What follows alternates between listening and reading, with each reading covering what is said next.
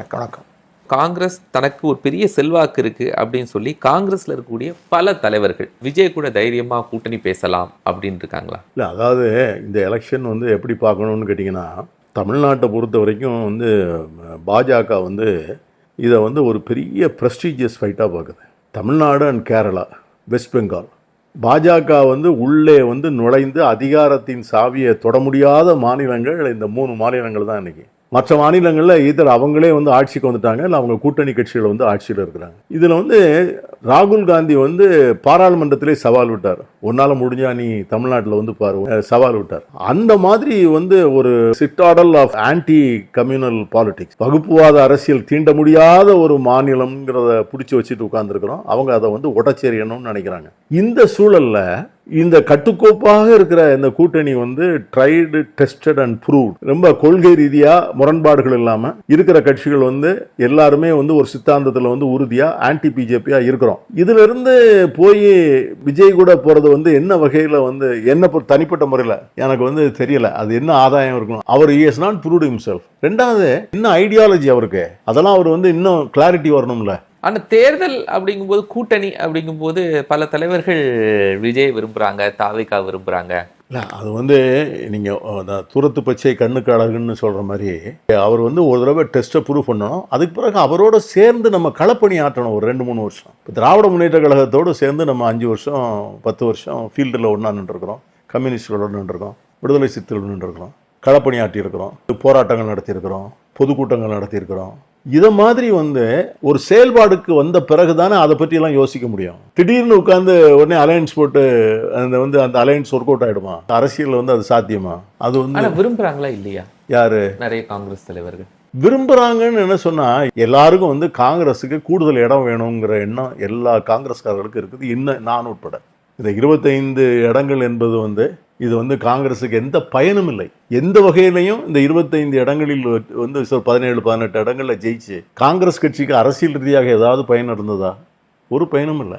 ஆகவே காங்கிரஸ் கட்சியால் மக்களுடைய பிரச்சனைகளை பற்றி ஒரு தனிப்பட்ட ஒரு நிலைப்பாட்டை எடுத்து அதை ஒரு கொள்கையாக, திட்டமாக தீட்டி அதை அரசாங்கத்தில் கொண்டு வச்சு அதை நிறைவேற்றக்கூடிய வாய்ப்பு காங்கிரஸ் கட்சிக்கு 67க்கு பிறகு தமிழ்நாட்டில் கிடைக்கவே இல்லை. அதனால கீழே கொஞ்சம் கொஞ்சமாக அந்நியமாகி போச்சு மக்களிடமிருந்து. இப்போ மக்கள் பல காலத்தில் திராவிட முன்னேற்ற கழகத்தோட கூட்டணி வச்சு மத்தியில் ஆட்சியில் இருந்தோம். ஆனால் கீழே மக்களுக்கு என்ன பிரச்சனை? ரேஷன் கார்டு பிரச்சனை, பவர் கனெக்ஷன் பிரச்சனை, மருத்துவமனை பிரச்சனை, தெருவில் சாக்கடை அல்றது பிரச்சனை, தெருக்கள் லைட் போடும். இதுலலாம் காங்கிரஸுக்கு ரோலே இல்லை. அப்போ ஜனங்களோட எங்க தொடர்பு வரும்? எங்கே ஒரு இடத்துல டிட்டாச் ஆகிறோம். இப்போ விஜயும் காங்கிரஸும் அப்படின்னு என்ன கால்குலேஷன் போட்டாங்க? ஜென்செட் ஒரு 35 வயசு வர உள்ளவங்க விஜய்க்கு பக்கம் ஸ்ட்ராங்கா இருக்காங்க, அது ஒரு 15% 20% வரைக்கும் வரும்னு பல கருத்து கணிப்புகள். காங்கிரஸுக்கு அபவ் 35 இருந்து ஒரு 60. அப்போ இந்த இரண்டும் சேரும் போது ஒரு மேசிவான சேஞ்ச் ஓவர் தமிழ்நாட்டில் உருவாகும்.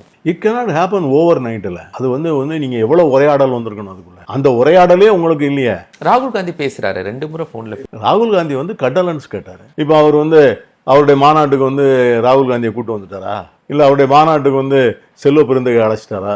அந்த மாதிரிலாம் ஒரு ரிலேஷன்ஷிப்லாம் வந்தால் தானே நம்ம அடுத்த கட்டத்துக்கு நகர முடியும். ரெண்டாவது, எங்களுக்கு இப்பொழுது அது தேவையில்லைன்னு நான் நினைக்கிறேன். அந்த முயற்சியை ஒரு விபரீதமான ஒரு பரிசோதனை களத்தை எடுக்கிறதுக்கு இது காலச்சூழலும் அல்ல. This is not the opportunity time. இந்த இடம் பாஜக நீங்க தமிழ்நாட்டில் அவங்களுடைய கால் ஊன்று விடாமல் தடுக்கிறதா முக்கியம். அந்த வேலையை செய்கிறதுக்கு இந்த கூட்டணி போதுமான கூட்டணி. இது ஏற்கனவே நிரூபிக்கப்பட்ட கூட்டணி. ஏற்கனவே கால் ஊன்றி தானே இருக்காங்க. 4 சட்டமன்ற உறுப்பினர் இருக்காங்க. இந்த முறை அதிமுக கூட்டணி அது கண்டினியூ ஆக தானே சார் செய்யும். ஏற்கனவே முன்னாலே 4 பேர்லாம் அங்கே எம்எல்ஏ இருந்திருக்கிறாங்க பாஜகவில். எம்எல்ஏ இருக்கிறது வேற, ஆட்சியில் கூட்டணி சர்க்கார் உள்ள உட்கார்றது வேற. நீங்க மார்க்சிய கம்யூனிஸ்ட் கட்சியில இருந்து அன்னைக்கு இருந்த பிரகாஷ் காரட் ஒரு டெசிஷன் எடுத்தார், ஈக்குவல் டிஸ்டன்ஸ்னர். காங்கிரஸுக்கும் பாஜகவுக்கும் இடையில ஈக்குவல் டிஸ்டன்ஸ்னர். சுர்ஜித் சிபிஎம் செக்ரட்டரியா இருக்கிற வரைக்கும் அவர் காங்கிரஸோட ஒரு நல்ல அலையன்ஸை ஒரு கருத்தொற்றுமையை மெயின்டைன் பண்ணிக்கிட்டே இருந்தார். யெச்சூரியை போன்றவர்கள் மன்மோகன் சிங் அரசை விட்டு விலகுவது தவறுன்னு எவ்வளவோ சொன்னாங்க. சித்தாராம் யெச்சூரியை பொறுத்த வரைக்கும் பாராளுமன்றத்தில் அன்னைக்கு அமெரிக்காவோடு அந்த அணு ஒப்பந்தம் போடுகின்ற போது அவர் என்னென்ன கண்டிஷன் சொன்னாரோ இதெல்லாம் போட்டால் நாங்கள் ஆதரிக்கிறோம்னு பேசினார் ராஜ்யசபாவில். மன்மோகன் சிங் ஏற்றுக்கிட்டார். அதற்கு பிறகும் பிரகாஷ் காரட் வந்து அந்த கவர்மெண்ட்டை விட்டு வெளியே வந்தாங்க. தே பிகேம் டிஸ்டன்ட். இந்த மதச்சார்பற்ற அரசியல் சக்திகள் பலவீனமான அதான் that is the starting point. இப்போ போனதான் சார் இந்த பாஜக வருவதற்கு வாயிலை திறந்து விட்டது காரணம் அங்கதான். அதற்கு பிறகுதான் வந்து அண்ணா ஹசாரேங்கிற ஒரு ஆளை கொண்டாந்தாங்க.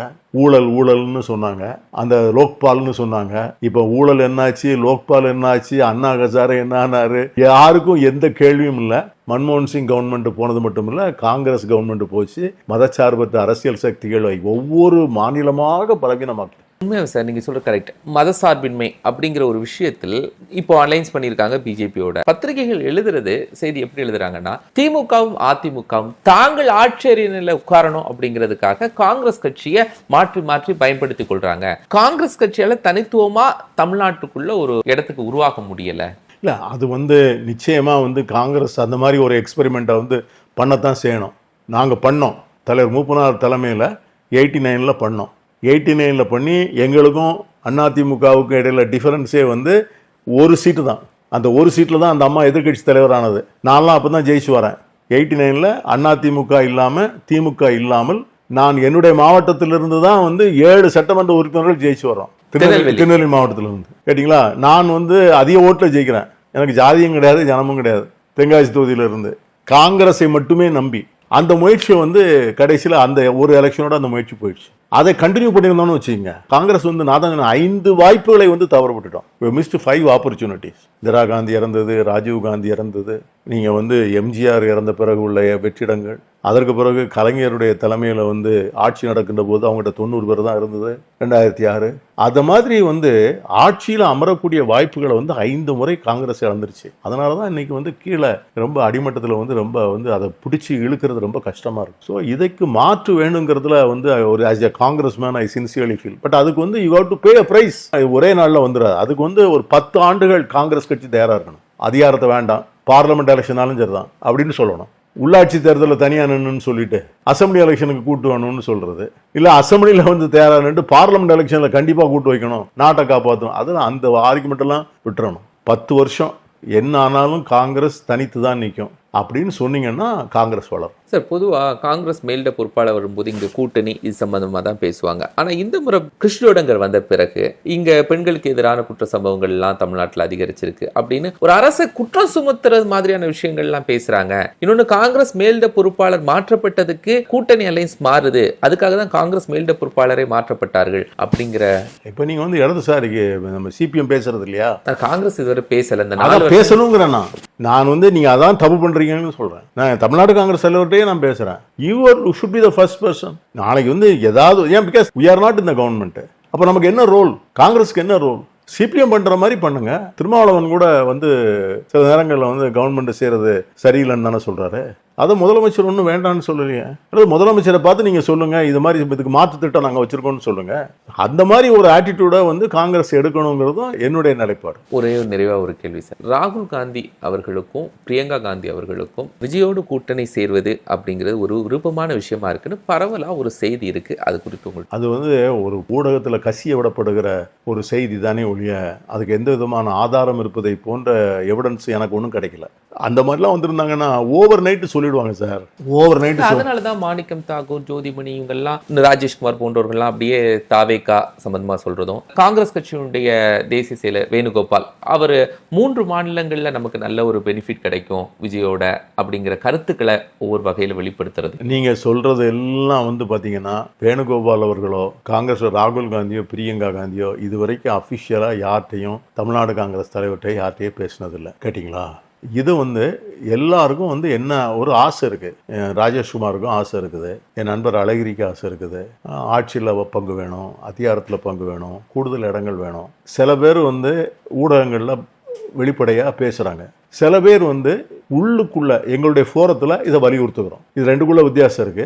ரெண்டாவது, வெளியே பேசும்போது ஊடகங்கள் வந்து அதற்கு பலவிதமான உள்ளர்த்தங்களை கற்பித்து கூட்டணியை பலவீனமாக்குறதுக்கு முயற்சிக்கிறாங்க. அதனால தான் அதை ரெஸ்ட்ரிக்ட் பண்றோம். நம்ம என்ன தேவையோ கூட்டணி கட்சிகளோட திராவிட முன்னேற்ற கழகத்தோடய மற்றவங்களோடய பேசுவதை என்ன பேசணுங்கிறத வந்து ஊடகம் வாயிலாக அந்த கருத்தை பரிமாற்ற வேண்டாம் அப்படின்னு ஒரு பொதுவாக போன முறை வந்த கிரீஷ் வந்து ஜோடங்கர் வந்து எங்களுக்கு வந்து கொடுத்துருக்கிறார். ஆனால் எங்கள் எல்லோருக்குமே வந்து காங்கிரஸுக்கு வந்து ஒரு பெட்டர் ரோல் வேணும். அது வந்து ஆட்சியில் பங்கு அதிகாரத்தில் பங்குலாம் நான் சொல்ல தயாரா இல்லை. Congress need a better role, a relevant role. தமிழ்நாட்டு மக்களுக்கு அது வந்து சேவை செய்யக்கூடிய வகையில் தன்னை வந்து ஒரு சக்தி வாய்ந்த ஒரு அரசியல் நிறுவனமாக தன்னை வளர்த்து கொள்வதற்கு முயற்சி செய்யணும். நீங்க சொல்ற காமராஜர் ஆட்சிங்கிறதுலாம் எங்களுடைய நீண்ட நாள் கனவு. அதுக்கு 10 ஆண்டுகள் காத்திருக்கணும். அதற்கு வந்து பெரிய விலை கொடுக்கணும். காங்கிரஸ் தனித்து போட்டியிடும். இப்போ காங்கிரஸ்க்கான ஒரு பெரிய மதிப்பு, அதை நான் எதனால் வச்சு சொல்றேன்னா, திமுக எப்பவுமே காங்கிரஸ் எங்களுக்கு எக்ஸ்ட்ரா லக்கேஜ் அப்படின்னு சொன்னது தாண்டி இப்போ உதயநிதி ஸ்டாலின் சொல்றாரு கை எங்களோடு இருக்கிறது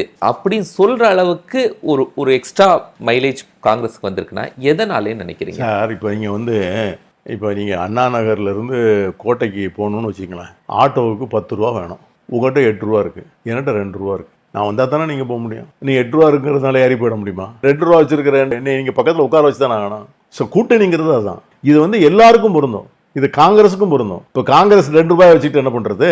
ஸோ இதை வந்து கூட்டணியில் இருக்கிற எல்லோரும் உணர வேண்டும். இந்த சேஃப் கம்ஃபர்டபுள் அந்த மதிப்பே தாவேக்கா வந்த பிறகுதான் அதிகமாயிருக்கோ அப்படின்னு சூழ்நிலைகள் வந்து அத மாதிரி ஒரு சிச்சுவேஷனை உண்டாக்கலாம்.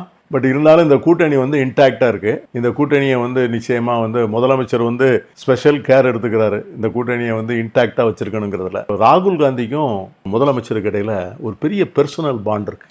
அது நிறைய பேர் அந்த கோணத்தை பார்க்கறதே இல்லை. அவ்வளோ சீக்கிரமா வந்து அது வந்து நழுவுன்னு நான் நினைக்கல. அது வந்து நிச்சயமா அந்த இடத்துக்கு வந்து ராகுல் காந்தி தான் அந்த லாஸ்ட் டெசிஷன் எடுக்கணும். அவர் எடுப்பாரா? It's $1 million question. தேங்க்யூ.